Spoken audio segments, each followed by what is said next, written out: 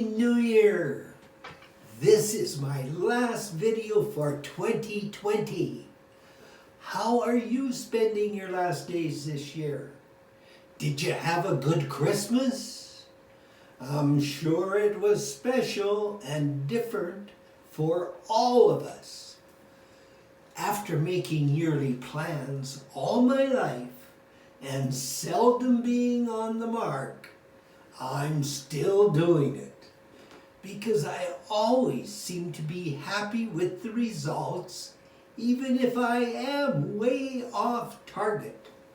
I have no regrets. First of all, I'd like to share some highlights of 2020. In February, I went to Guatemala with Conrad, the magician, for 2 weeks at San Marcos, Lake Actlan, and spent time at Yoga Forest plus other towns around the lake. Individuals come from all over the world to experience the spiritualism of Lake Actlan. I will be back someday.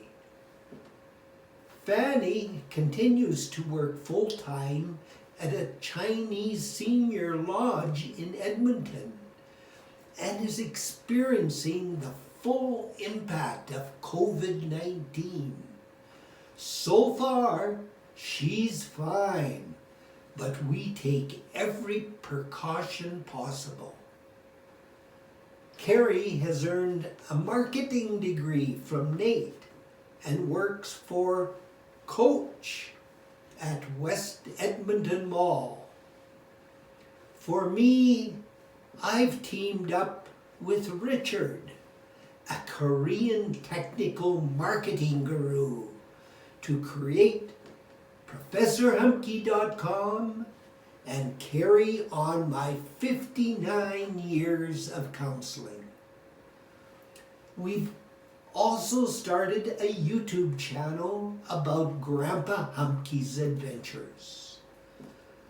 Looking back at 2020, a lot of things happened to both myself and the world. Going way back to my youth and early adulthood, most of my New Year's were celebrated by going to a country dance hall in Duhamel or New Norway.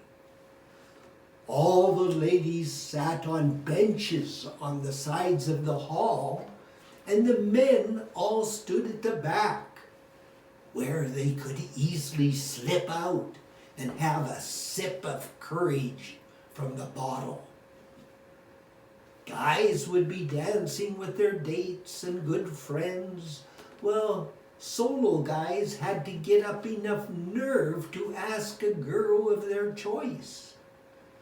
The most humiliating situation occurred when the dance had yet to start and a guy walked up to a girl and she refused to dance with him. That dreaded walk all the way back to his buddies was torture. Everyone knew he had been rejected, and it was reason enough to slip outside into the dark for another man-sized drink. My dad was very shy and rarely danced until later in the dance when he had a buzz on and the floor was full.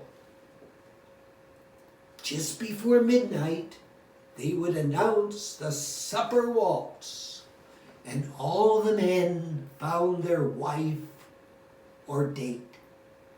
Single guys tried their luck with the ladies left over. After midnight was announced, everyone yelled, "Happy New Year!" Made a lot of noise with toys noisemakers, and men went around kissing women. It was the only dance you could possibly kiss 5 or more women without getting into a fight. It was nothing unusual to see 2 men fighting at any dance, and 95% of the time it was over a woman. Usually it took place outside the hall under a street light, so as not to embarrass the woman, or should I say, the losing man. Then everyone went downstairs for midnight lunch, and after the dance resumed for another couple of hours. Things got so wound up, sometimes they would take another collection and pay the band extra to play another hour or so. By the time one got home, it was daybreak, and often that meant Mum was as happy as Dad and would make breakfast for close friends. The party and drinking would continue until everyone went home to milk their cows.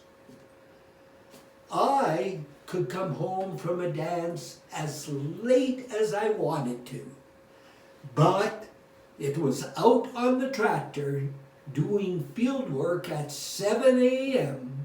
for a full day, or I would not get the family car to go to a dance for a long time.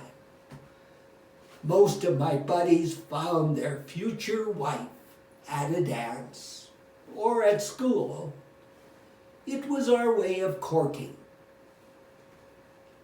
Back when Kathy and I raised our family, Roxanne, Nadine, and Naomi, we would each privately write out our individual New Year resolutions and seal it in an individual envelope. Put them in a safety deposit box where they were forgotten. A year later, on January the 1st, we would gather at the kitchen table and read out our resolutions under the watchful eyes of the rest. Embarrassment and joy were the order of the day. We finally gave up this custom. My top resolution for years in a row was, I will quit smoking. I finally did. So my advice to you is, never give up on yourself. My father's advice given to me was about getting and keeping a job, which I have never forgotten. 1, always be 15 minutes early for an interview. Dress and talk like you want the job. 2, always be up at least an hour before work and at your work site 15 minutes before work starts. 3, always tell the truth. And 4th, live with integrity and think, feel, say, and do the same thing. If I had a young son today, I would give him the same advice. Plus, follow your passions. As 2020 comes to a close, be sure to recognize and celebrate your achievements. In spite of the troubled times the whole world and everyone is going through. There is a silver lining in every dark cloud. It's always darkest before the dawn. Next week will be our first video of 2021, and we will see how a beginning teacher in 1961 with 1 year of training survives on $200 per month. Happy New Year and bye-bye from Grandpa Humbke.